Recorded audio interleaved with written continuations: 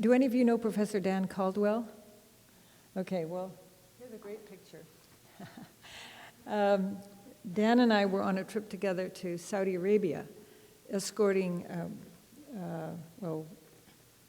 other professors who didn't know as much about the Middle East, and we were escorting them on this study tour in Saudi Arabia.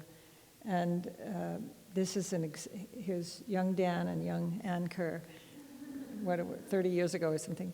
But anyway, younger, I guess we were. But the Gulf is another story, and as you all are familiar with, the Gulf is a culture very distinctive from Lebanon and Jordan. I say the Levant is Syria, Lebanon, Palestine, Jordan.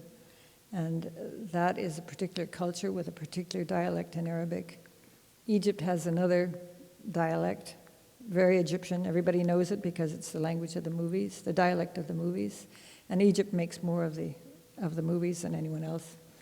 But then you go to the Gulf, and it is, if I may use the word, well, it's a very strange culture.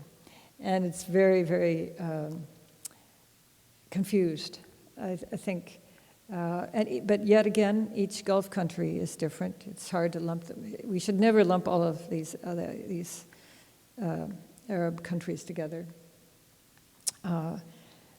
Just to give you an example, we were 3 women and the rest men in this group, and yet we could go there and be accepted as unveiled, uncovered women, but there was no ladies' room. It was only a men's room. So, and you knew it was the bathroom because it had a profile of an Arab man and with an Arab headdress on the door. And then I became the main escort for the group, and I was considered an honorary male. And I had to see my group off to go home, and I was going on to Iraq to visit and look for my Iraqi roommate from AUB, from the American University of Beirut. And so I was demoted immediately. I mean, nobody knew that I was supposed to be an honorary male. So I was shuttled into the women's part of the airport. And that's not necessarily true anymore. This is a long time ago. But the culture there is, if you think of it as struggling to come into the modern age in 1 or 2 generations. And all that oil didn't do them much good in many, many ways.